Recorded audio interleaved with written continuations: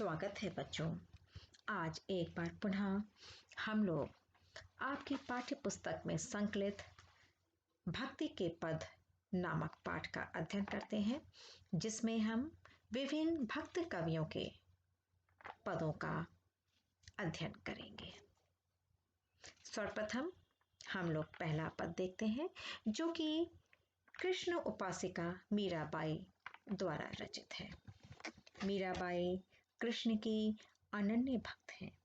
उन्होंने अपनी कविताओं में भगवान के कृष्ण के प्रति अपने अनन्य प्रेम का उद्गार किया है।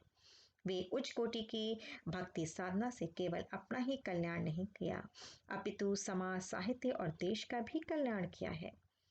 मीराबाई में अभूतपूर्व काव्य क्षमता थी। उनकी रचनाओं में ब्रज भाषा, राजस्थानी, गुजराती भाषा के शब्द मिलते हैं। वस्तुतः उन्होंने काव्य रचना करने के उद्देश्य से पद नहीं लिखे, बल्कि अपने मन के भावों को सीधे सरल शब्दों में व्यक्त किया है। यही कारण था कि उनके पदों ने जन जन को प्रभावित किया और उनके पद हर एक व्यक्ति के जुबान पर चढ़ गए। मीराबाई ने अपने समय के किसी संप्रदाय से संबंध नहीं रखा, बल्कि अपनी निजी साधना को ही प्रधानता दी। उनकी उपासना माधुर्य भाव की थी। मीराबाई ने कृष्ण की भक्ति में अनेकानेक पद लिखे हैं। आइए संकलित प्रथम पद को देखते हैं।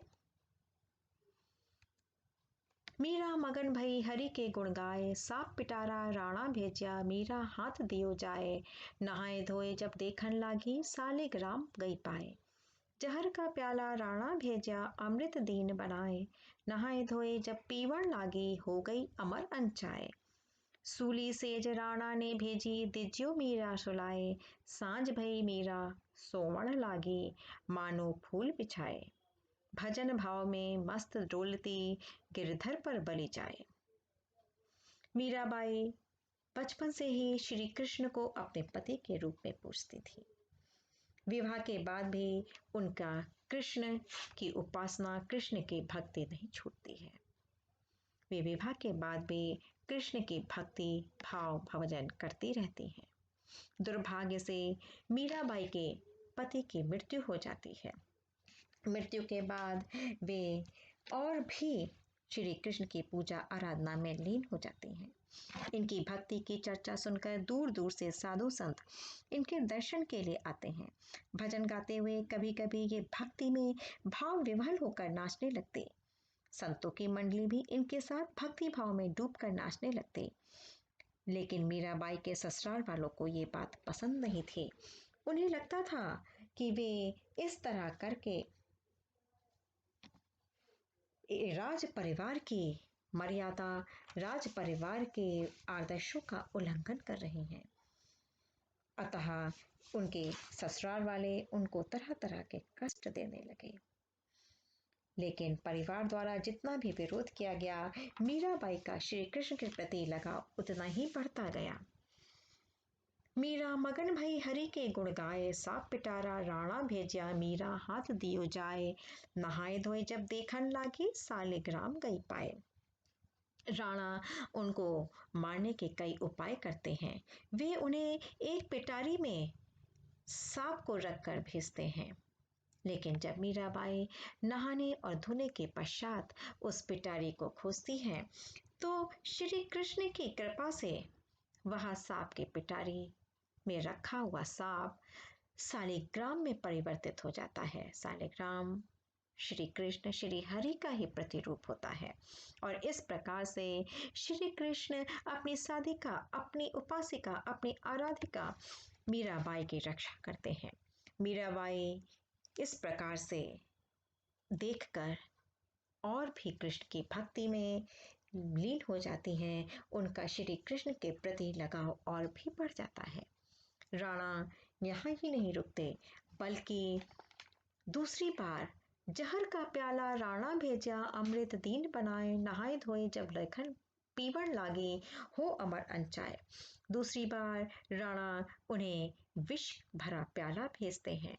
लेकिन मीराबाई जब नहाने धोने के पश्चात उस प्याले में रखे विष को भगवान कृष्ण भगवान श्री हरि के चरणों का अमृत समझकर, प्रसाद समझकर आचमन करती हैं तो श्री कृष्ण की पुनः कृपा दृष्टि उन पर होती है। श्री कृष्ण पुनः अपनी उपासिका, अपनी आराधिका, अपनी भक्तिन मीराबाई पर कृपा दर्शाते हैं और मीराबाई के द्वारा उस विष का पान करने के बाद भी उन पर कोई भी प्रभाव नहीं पड़ता है और वे उस विष का पान करने के बाद अमर हो जाती हैं। कृष्ण की ऐसी कृपा देखकर, ऐसे भाव देखकर मीरा उनके प्रति लगाव और भी बढ़ता जाता है और वे कृष्ण की भक्ति में अपने को और भी अधिक समर्पित कर देते हैं। इस प्रकार राणा का यह प्रयास भी असफल हो जाता है। राणा पुनः उनको मारने के लिए प्रयास करते हैं और एक ऐसी सेज, एक ऐसा बिस्तर भेजते हैं जिस पर सूल अर्थात कांटे लगे होते हैं। मीरा जब शाम के समय, संध्या के समय, सांझ के समय, रात होने पर उस बिस्तर पर सोने के लिए लेटने जाती हैं तो कृष्ण की कृपा से वे सूल, वे कांटे फूल में परिवर्तित हो जाते हैं। उनको लगता है कि जैसे वह फूल के बिस्तर पर सो रहे हों। इस प्रकार से श्री कृष्ण की कृपा मीरा पर लगातार निरंतर बनी रहती है। राणा का कोई भी प्रयास सफल नहीं होता है और अपने आराध्य श्री कृष्ण की ऐसी कृपा को देखकर वह उनके प्रति और भी मग्न हो जाती हैं। उनके प्रति उनका प्रेम और भक्ति भावना, श्रद्धा लगातार निरंतर बढ़ता ही चला जाता है।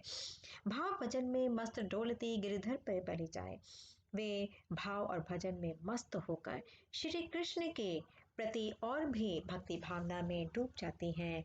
अपने गिरिधर पर अपने को पूरी तरीके से न्यौछावर करने लगती हैं। उन्हीं पर अपने को बलिहारी, बार बार बलिहारी होती हैं।